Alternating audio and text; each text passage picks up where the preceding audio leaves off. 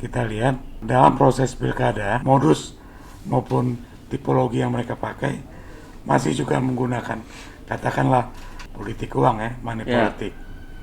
Ini sepertinya mereka nggak jera-jera nih Pak Ivan. Apa kira-kira nasihat atau apalah ya para calon kepala daerah ini untuk tidak lagi bermain-main ke hal-hal yang tidak baik itu, agar tidak seperti kawan-kawannya yang sudah merasakan hangatnya bui seperti itu Pak Ivan. Ya, kita sepakat bahwa proses demokrasi di Indonesia itu harusnya berlandaskan kepada ide, gagasan, visi, dan misi. Bukan berlandaskan atas uang, bukan berlandaskan atas kekuatan uang gitu ya. Sehingga kemudian undang-undang pemilu pun membatasi jumlah sumbangan baik swasta maupun private individu seperti itu. Nah, tapi tidak bisa dihindari bahwa ada kebutuhan logistik tertentu di lapangan yang lebih parahnya adalah kemudian mengkapitalisasikan suara itu dalam jumlah rupiah. Itu yang kita indikasikan yang ada. Makanya kita memantau sangat ketat sejak lama kita selalu memantau sangat ketat semua rekening yang tidak hanya RKDK misalnya contoh rekening khusus dana kampanye, tapi juga rekening-rekening pihak terafiliasi, rekening-rekening paslon, kemudian rekening-rekening para pendukung yang kita awasi dan kita lihat pergerakannya. Tapi memang ini penuh tantangan.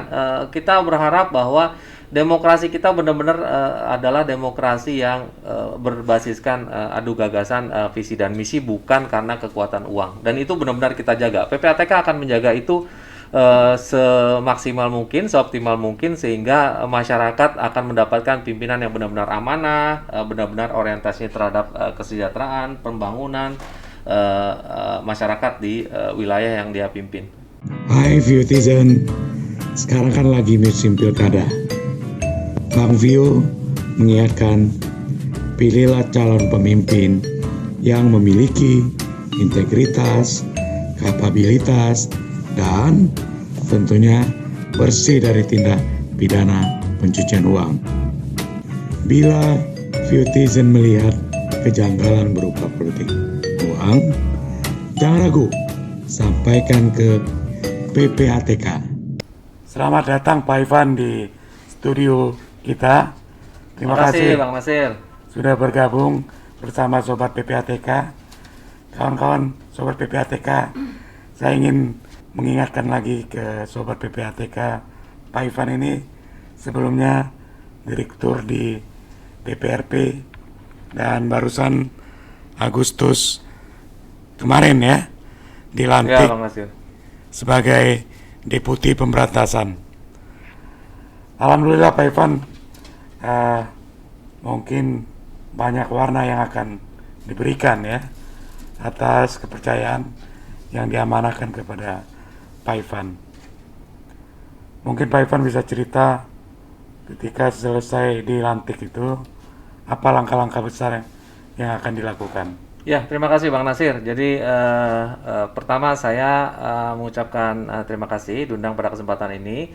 Jadi betul sekali baru sebulan ini saya menjabat dipercaya sebagai Deputi Pemberantasan. Sebelumnya saya 7 tahun di Direktorat Pemeriksaan Riset dan Pengembangan, Bang Nasir. Jadi saya bertanggung jawab tadinya saya bertanggung jawab atas pemeriksaan, riset, dan pengembangan di PPATK. Nah, melalui proses assessment yang panjang, kemudian saya dipercaya oleh tim asesor, juga oleh Presiden untuk menduduki jabatan sebagai Deputi Pemberantasan. Hal pertama yang saya kerjakan sebagai Deputi Pemberantasan adalah melakukan konsolidasi, Bang. Jadi di bawah Deputi Pemberantasan itu ada Direktorat Pemeriksaan Riset dan Pengembangan, kemudian ada Direktorat Analisis, kemudian ada Direktorat Kerjasama dan Humas. Itu kita konsolidasi. Jadi kita melakukan alignment, penyesuaian satu sama lain untuk ke depan diharapkan bisa lebih cepat lagi. Kita harus menghadapi semua tantangan yang ada ke depan. Jadi ringkasnya seperti itu Bang Nasir yang pertama kami lakukan sebagai Deputi Pemberantasan. Pak Ivan, apa gambaran besar dan tantangan yang dihadapi ke depan kira-kira Pak Ivan? Iya, Berdasarkan pengalaman memang luar biasa tantangan yang dihadapi oleh PPATK. Jadi menghadapi tindak pidana pencucian uang dan pemberantasan pembiayaan terorisme itu tidak sederhana. Jadi transformasi perilaku kejahatan, kemudian bagaimana mereka mengelola uangnya, melakukan pencucian uangnya itu luar biasa berubah seiring dengan waktu mengikuti perkembangan zaman. Jadi mengikuti kemajuan teknologi informasi, kemudian kita juga memasuki era industri 4.0, sebentar lagi kita akan masuk ke industri 5.0, artificial intelligence dan segala macam. Jadi transaksi yang dilakukan oleh para pelaku tindak pidana, baik itu pencucian uang dan pembiayaan terorisme itu tidak lagi menggunakan transaksi-transaksi yang sederhana dan konvensional.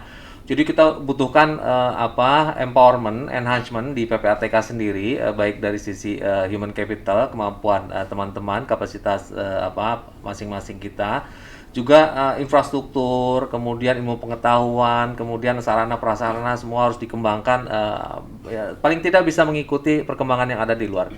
Itu tantangannya luar biasa, Bang Nasir.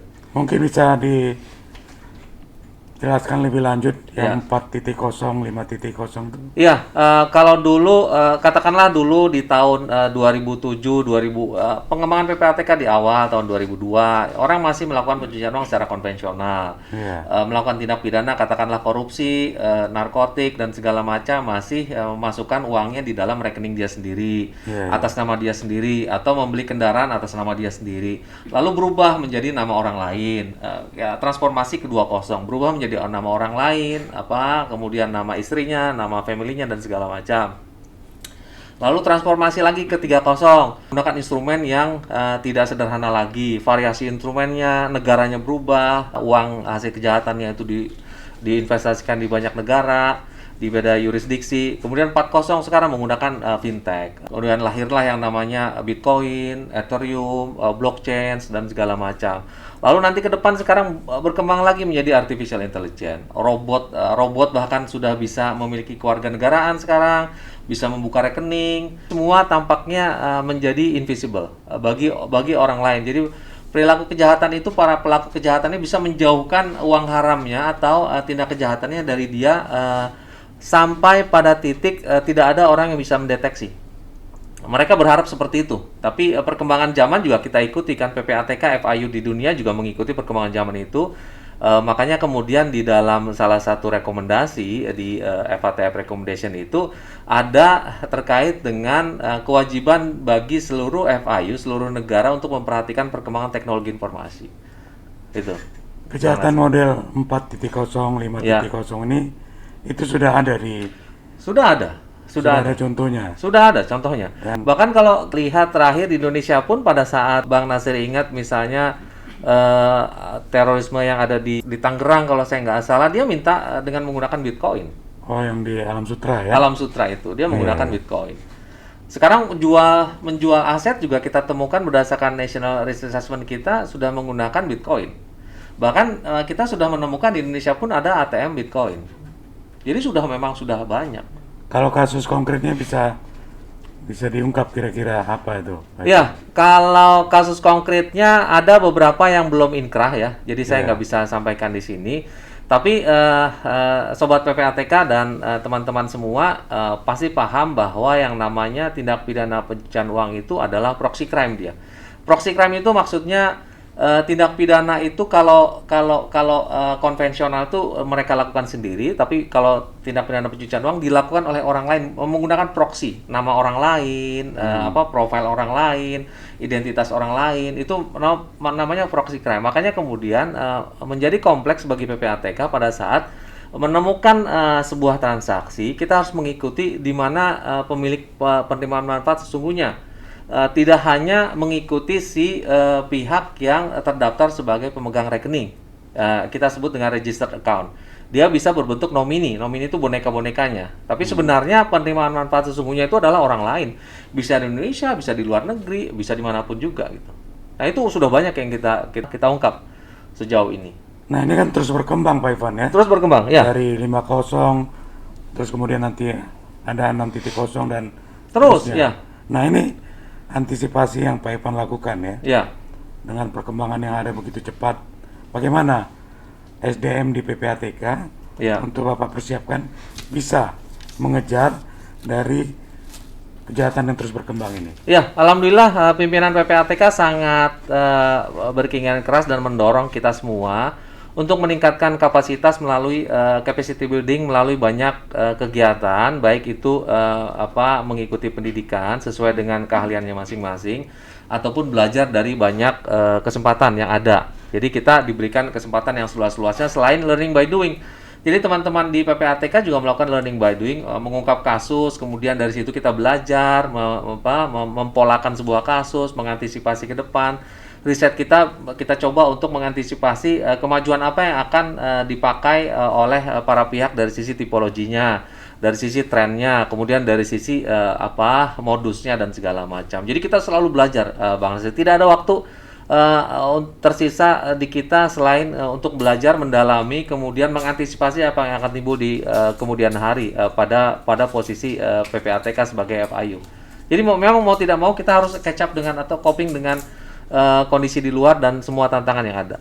Kelihatan canggih-canggih dong ya SDM-nya ini ya. Canggih-canggih. Memang harus canggih-canggih. Bekerja di FIU, di Financial Intelligence Unit itu paling tidak memang harus memiliki certain degree ya, harus memiliki kualifikasi tertentu yang tidak sembarangan. Memang itu mau tidak mau tuntutan internasional juga seperti itu. Karena tantangannya memang luar biasa kan. Tantangan di luar memang luar biasa.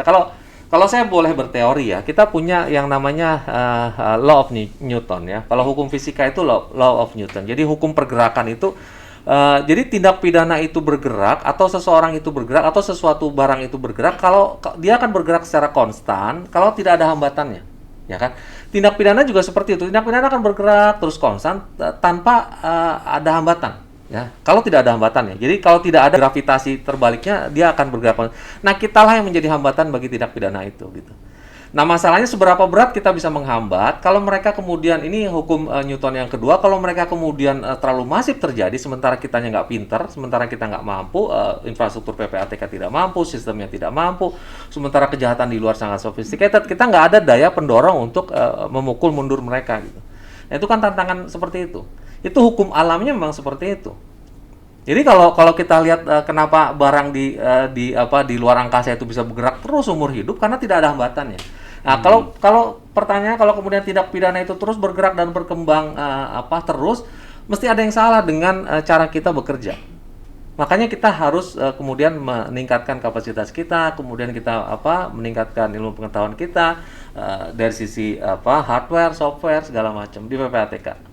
Nah, mengembangkan itu dari bawah atau Pak Ivan bisa hire orang khusus tertentu untuk menghadapi sebuah persoalan atau seperti apa gitu? Ya, kita upayakan memberdayakan resource internal dulu.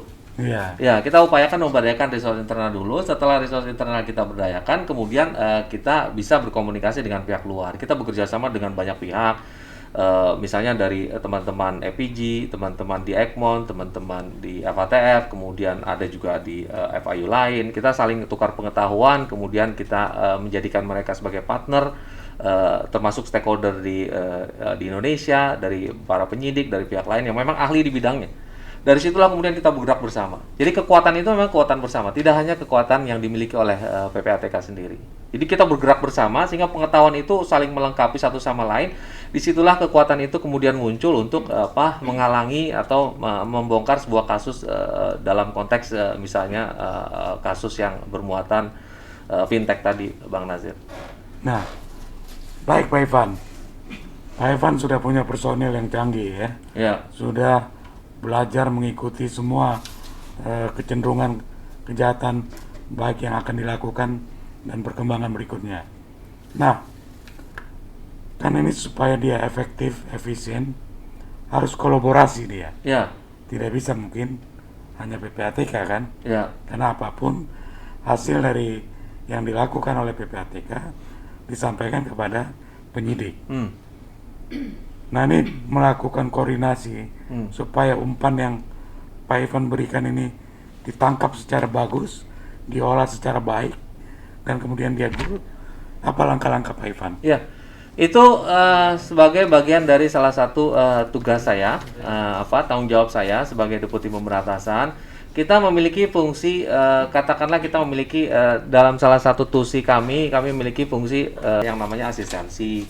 Kami memiliki fungsi sosialisasi. Kami memiliki fungsi untuk berkoordinasi dengan pihak-pihak para penegak hukum tadi. Yang kalau itu kemudian kita perkuat, kemudian kita lakukan secara intensif, dan itu sudah kita lakukan secara intensif, Bang. Kita terus-menerus melakukan kerjasama dengan teman-teman itu untuk memperkuat bagaimana menangani persoalan yang ada di luar. Kita memperkuat dari sisi kita sendiri, teman-teman juga di luar sana juga memperkuat dari sisi kewenangan mereka. Kita bersatu padu, melakukan diskusi, melakukan koordinasi, kemudian melakukan kerjasama baik pada tahap awal kita membongkar kasus atau pasca kita selesai membongkar kasus. Kita ikuti bagaimana teman-teman itu kemudian melakukan fungsinya untuk melakukan penegakan hukum sesuai dengan bidangnya masing-masing. Nah, selama 7 tahun Pak Ivan jadi direktur, tentu juga sering berkomunikasi dan berkolaborasi dengan teman-teman di penegak hukum ya. Iya. Sejauh ini efektivitasnya seperti apa Pak Ivan? Ya, terbukti memang sangat efektif. Ya, terbukti memang sangat efektif. Kita melakukan gelar perkara dengan teman-teman penegak hukum, kemudian teman-teman penegak hukum memberikan masukan, memberikan saran sisi mana yang harus kita perdalam lagi. Kemudian kita juga memberikan saran kepada teman-teman bagaimana cara membaca hasil analisis ataupun hasil pemeriksaan. Kemudian kita menyampaikan kepada mereka untuk mengantisipasi kejahatan-kejahatan yang akan ada di depan melalui program riset kita, melibatkan mereka secara aktif dalam program riset kita, terus kemudian juga melibatkan mereka secara aktif dalam proses pemeriksaan yang kita lakukan. Jadi kita bisa melakukan itu sejak awal, di tengah perjalanan, tergantung kebutuhan di tengah perjalanan kita pemeriksaan atau pada saat kita selesai melakukan pemeriksaan. Nah, dari situlah terbangun semacam konsensus ya di antara kita dengan para penegak hukum ini. Karena ada konsensus yang sama, kemudian teman-teman penegak hukum dengan sangat serius menindaklanjuti hasil analisis maupun hasil pemeriksaan. Dari saya pada saat dulu sebagai direktur pemeriksaan terkait dengan pemeriksaan. Jadi dari situlah banyak kasus yang kita berhasil tangani, kita berhasil bawa ke meja hijau, berhasil diputus oleh para penegak hukum, berhasil diputus oleh di muka pengadilan gitu. Sukses story-nya memang luar biasa banyak dari pada saat saya menjadi direktur pemeriksaan riset dan pengembangan. Itu yang membahagiakan Pak Ivan. Ya. Dari hasil kolaborasi yang ada itu, kasusnya apa misalnya Pak Ivan? Iya, itu agak sensitif ya. Contohnya misalnya kita membongkar kasus narkoba senilai 28 triliun, sukses dengan teman-teman BNN. Kemudian juga kita menangani kasus kepala daerah yang memang berpengaruh, ya kan? Kita koordinasi terus dengan teman-teman penegak hukum dan sukses. Yang bersangkutan divonis oleh hakim. Kita banyak menangani kasus pilkada juga sukses. Kemudian kita banyak menangani kasus kepala daerah tingkat 2 banyak sekali di seluruh Indonesia dengan koordinasi dengan para aparat penegak hukum sukses. Kita juga membantu teman-teman KPK untuk memberikan informasi terkait dengan penyimpangan anggaran, kemudian orang-orang tertentu sukses ditangani melalui proses OTT seperti itu. Itu membahagiakan kita semua. Sekali lagi, itu memang sudah pekerjaan kita ya. Ya, artinya sebelum kesuksesan itu dicapai, tentu ada suka dukanya kan? Ada suka dukanya, iya pasti ada suka dukanya. Biar sharing lah sedikit, sobat PPATK, biar mereka tahu gitu loh. Iya. Apa yang dilakukan oleh kawan-kawan di PPATK itu, sehingga juga mereka mungkin nanti pada satu saat tertentu bisa membantu gitu. Iya. Jadi kalau PPATK itu kan dasarnya menerima laporan transaksi dari pihak pelapor, kan gitu Bang Nasir kan? Laporan transaksi ini kan adalah data transaksi keuangan pihak-pihak tertentu. Jadi dia bisa berbunyi adanya kejahatan, dia juga bisa hanya sekedar berbunyi transaksi tidak sesuai dengan profilnya.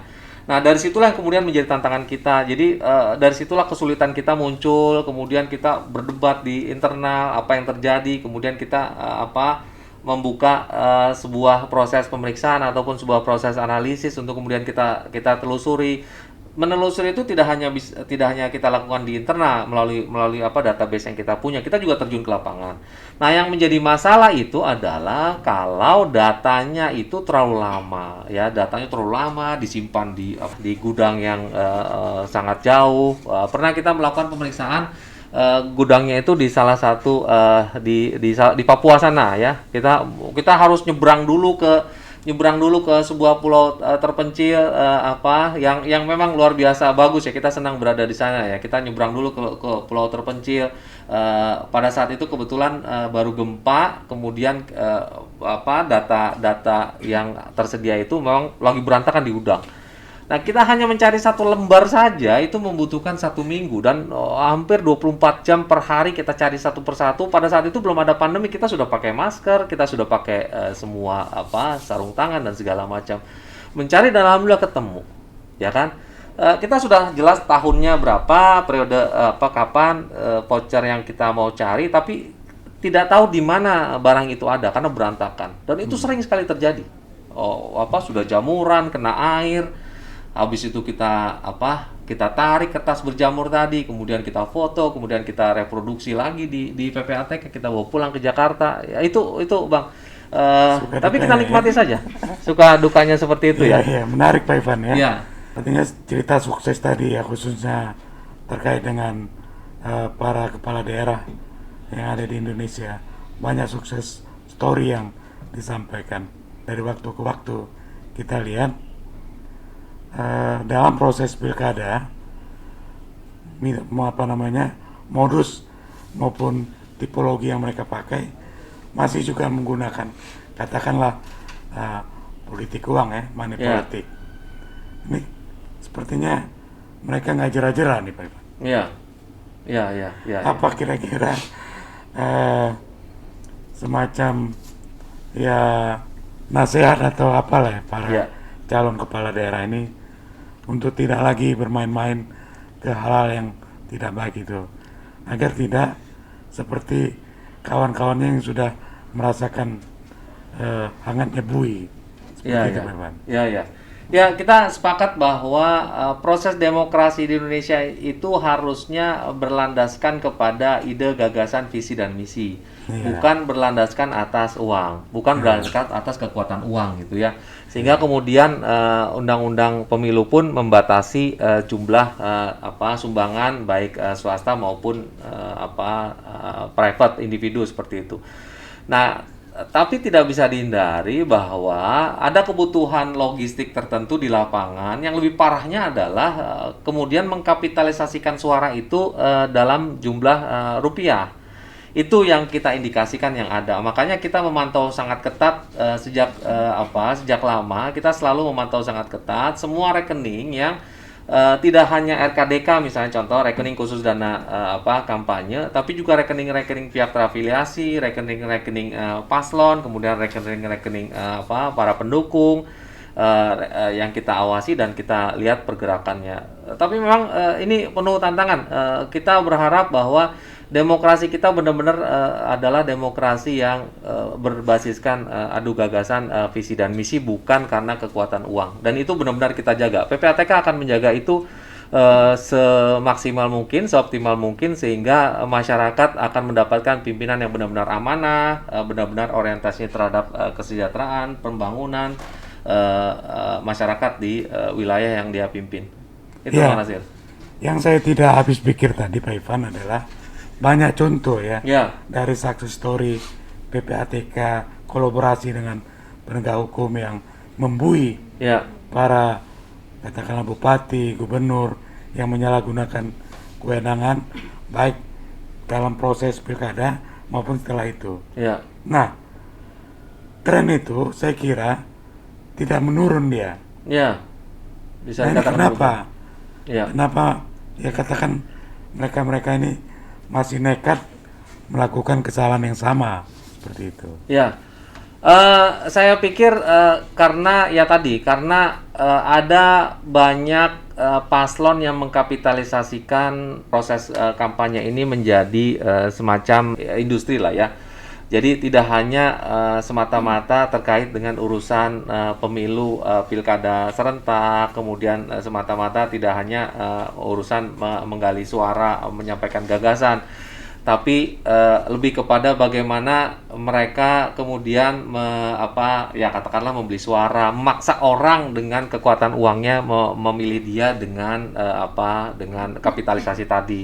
Itu yang terjadi di lapangan yang kita lihat. Ini benar-benar kita lihat ya. Makanya kemudian kita bekerja sama dengan KPU ataupun Bawaslu bahwa pengalaman-pengalaman hasil pekerjaan PPATK, misalnya dulu PPATK banyak sekali membawa kasus tindak pidana pencucian uang terkait dengan kepala daerah tingkat 1 maupun kepala tingkat 2 yang ternyata itu adalah penerimaan uang yang berasal dari pihak-pihak swasta yang memang sebelum dia menjabat itu sudah berhubungan.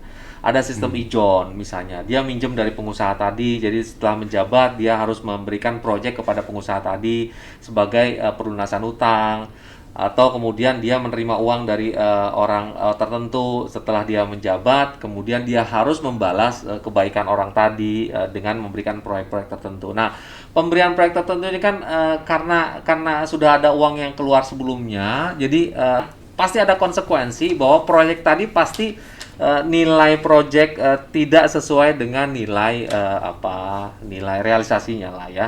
Dikeruk seperti itu. Kita melihat dulu ada orang melakukan pembangunan pasar besar di sebuah kota madya gitu ya. Ternyata pengusahanya ini tidak menggunakan uang APBD itu secara benar. Ya, ada juga yang balik lagi ke si wali kota. Nah, kita lihat bagaimana transaksi di antara pengusaha ini dengan si wali kota ternyata sudah terjadi jauh sebelum wali kota tadi terpilih seperti itu. Jadi udah mengakar dari dulu. Kemudian proyek ini kemudian terdedikasi kepada orang-orang tertentu yang berdampak kepada pembangunan tidak sesuai dengan speknya.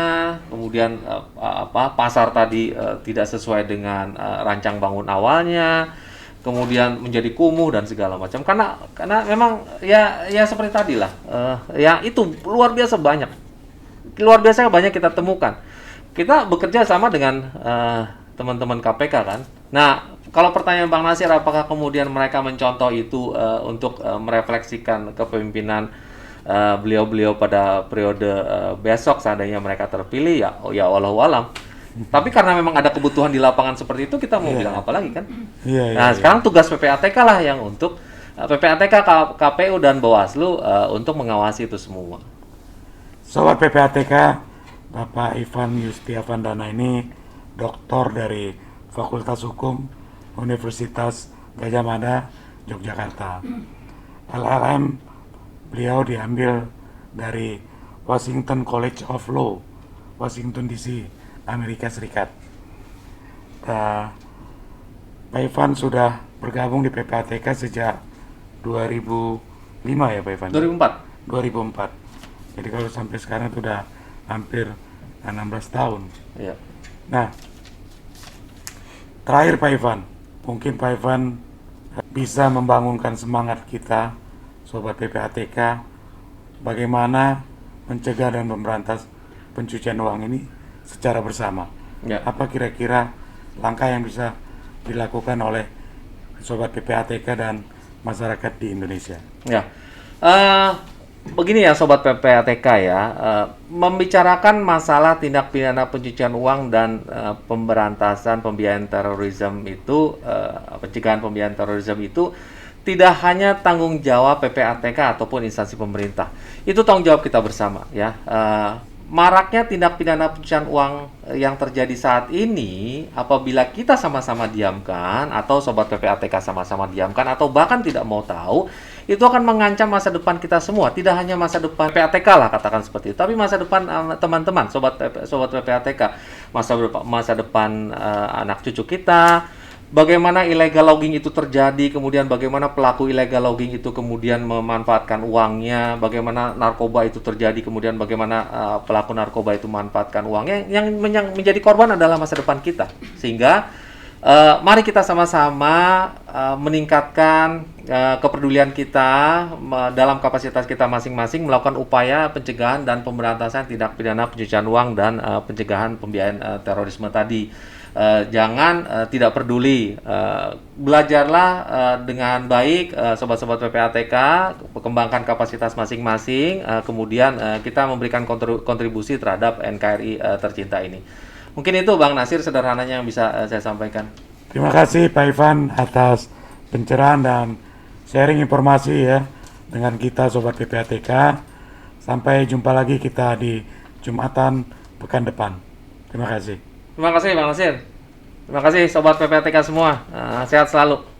Jumatan, jumpa PPATK pekanan. Kalau bersih, kenapa harus risih?